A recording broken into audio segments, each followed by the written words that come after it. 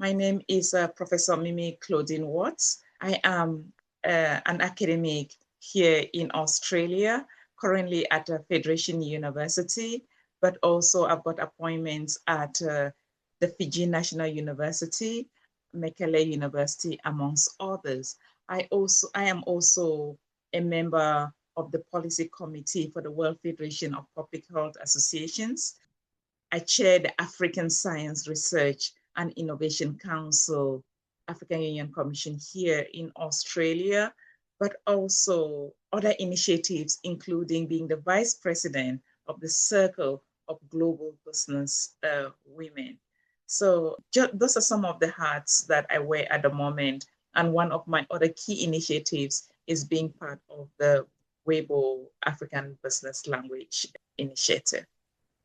A word that I will use to describe the upcoming 18th World Federation for Public Health Congress happening in Cape Town, South Africa, will be momentum. The reason I choose momentum is because, first, Africa is hosting this meeting, and I believe for the first time, and the momentum across the continent in terms of development, in terms of growth, in terms of new initiatives across different sectors is significant.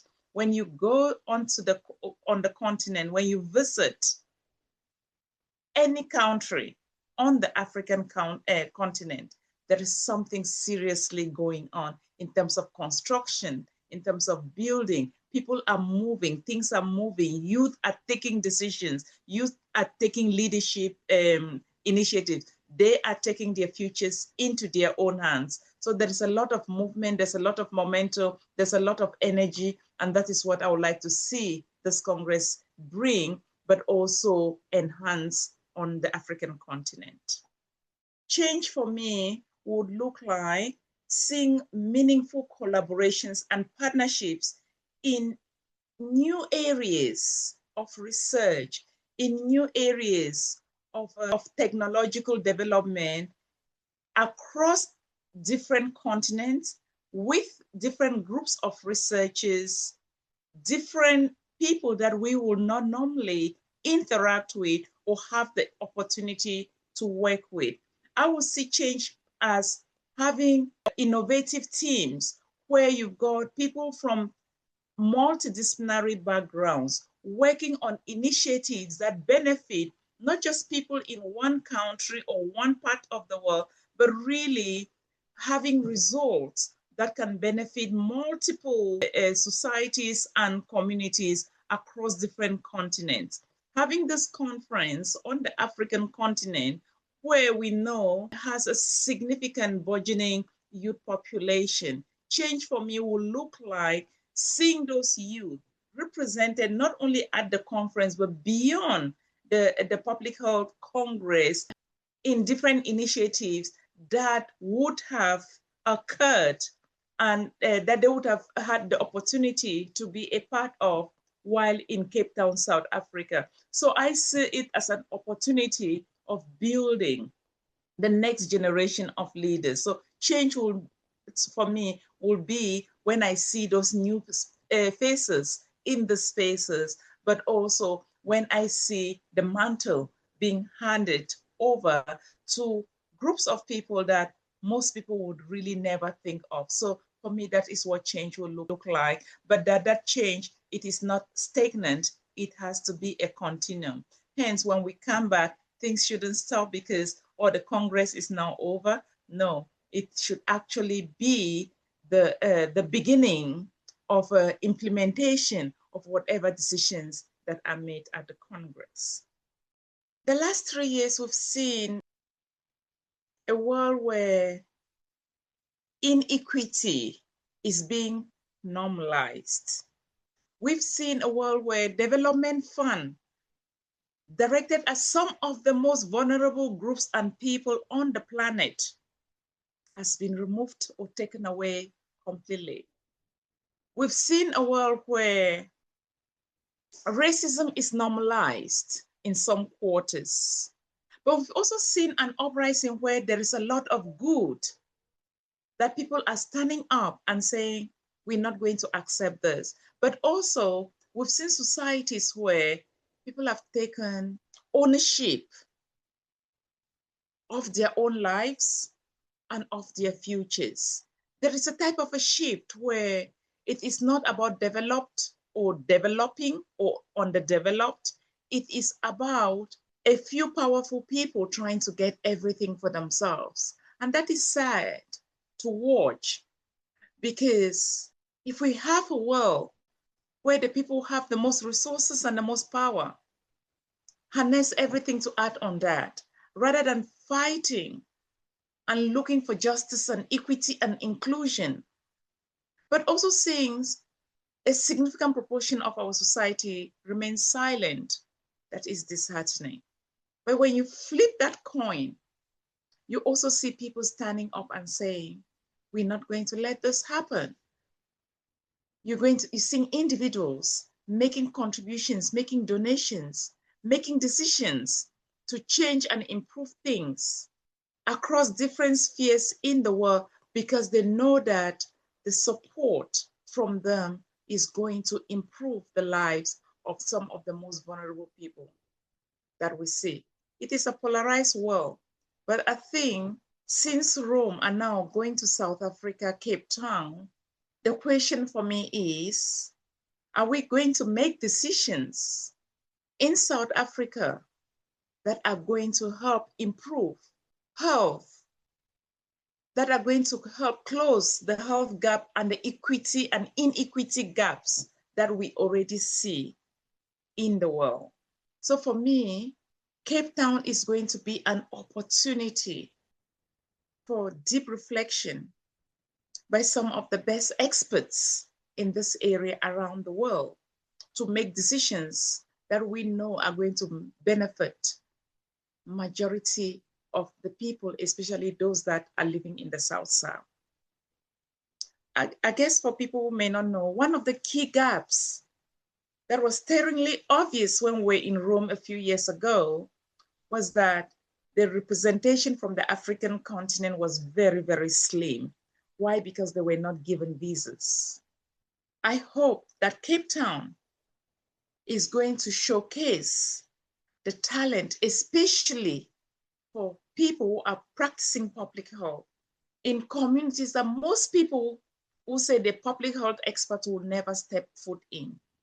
I hope that it will be an opportunity to showcase the expertise of those people who could not be given visas because people did not think that they were good enough, or because they looked a particular way. This will be their opportunity to not require that judgment, or to not require that screening that they normally should not on the go, not because of their character, but simply because of the way they look.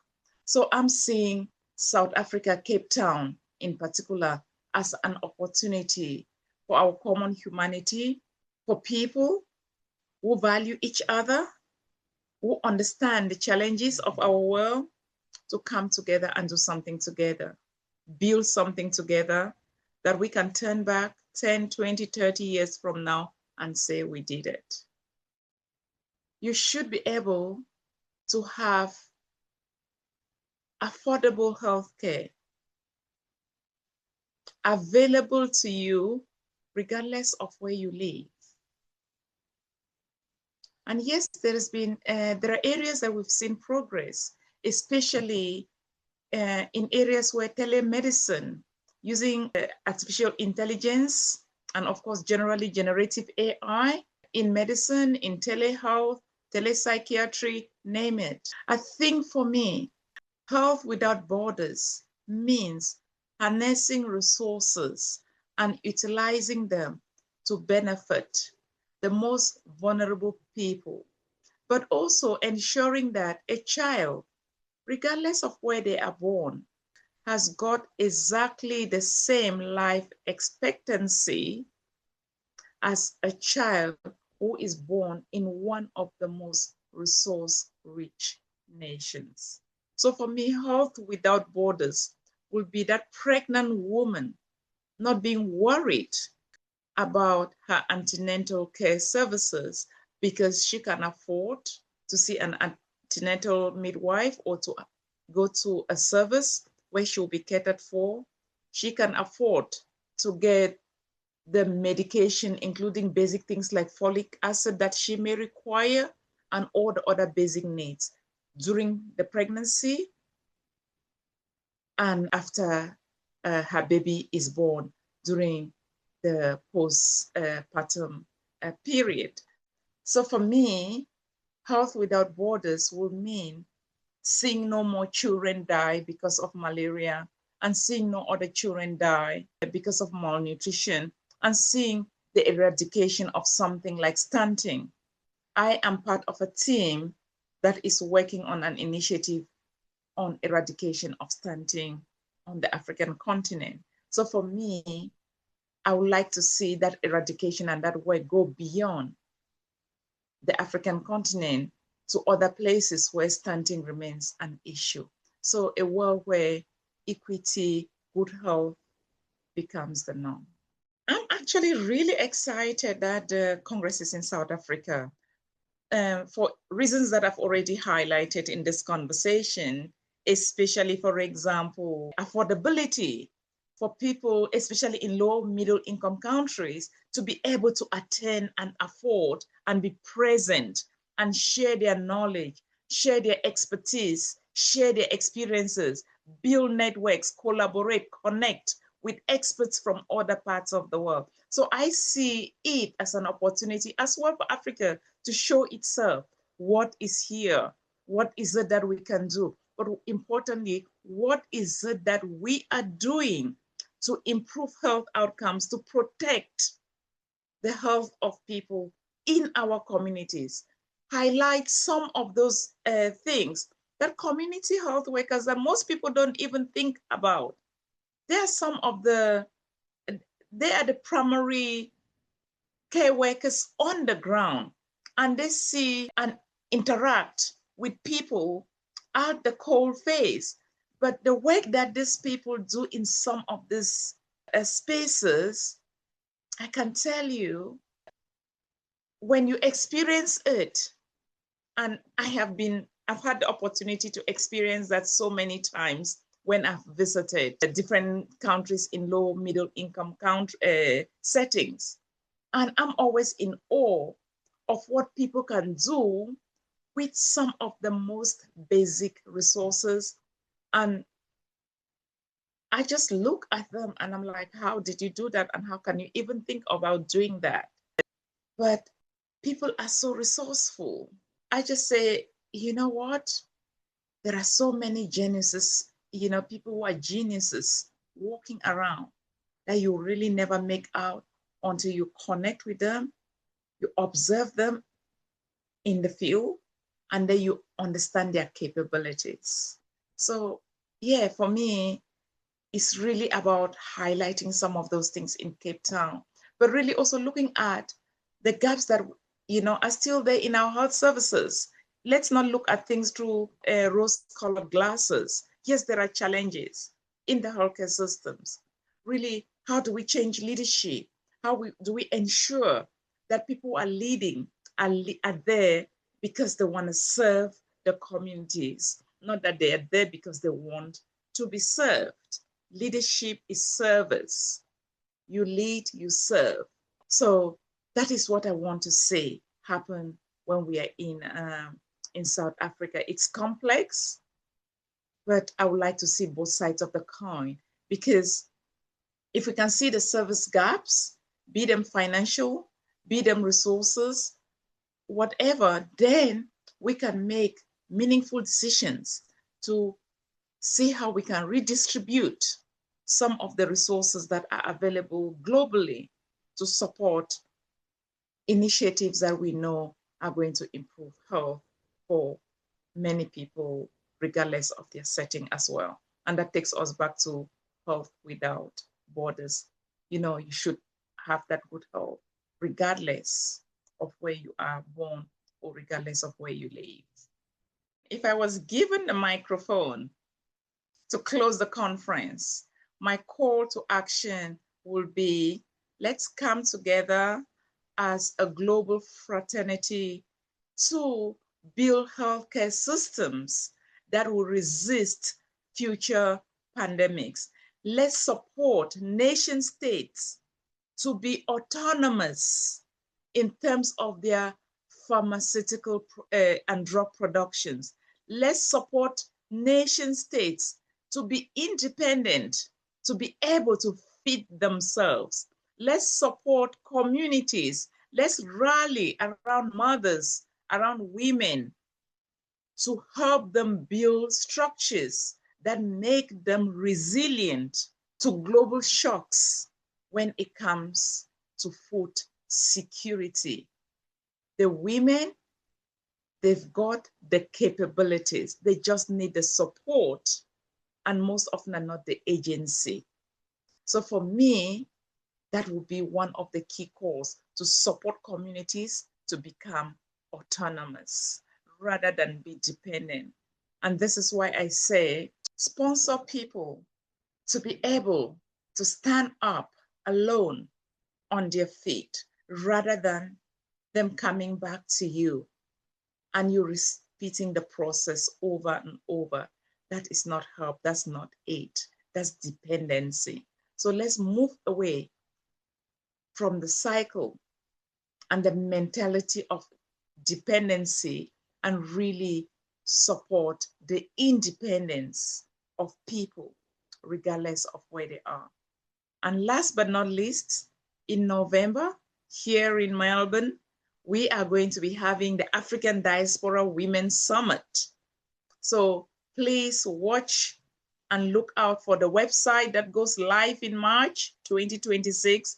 The summit is happening Melbourne, Australia, from the 17th to the 19th, 2026. So please note the date, check the website, African Diaspora Women's Summit will be welcoming you here in Australia. So that would be my call to action, but really being inclusive, the leadership, building others, and that's why we are wanting to bring women together and our male allies. So I just want to highlight that, yes, we're going to have our male allies attend as well. So men, you are invited to the Women's Summit here in November, Melbourne, Australia, 2026. I think one of the key things that I would like to say, taking the World Federation for Public Health Congress to the African continent, where we've got such rich diversity in terms of food, in terms of languages, in terms of culture, in terms of people, etc.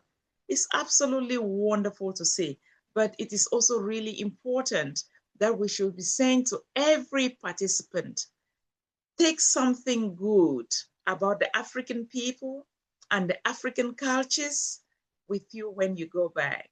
And for the African people, regardless of where you live or work, etc., highlight those rich values that have shaped you, that have made you the man or the woman or the girl you are or the boy you are today.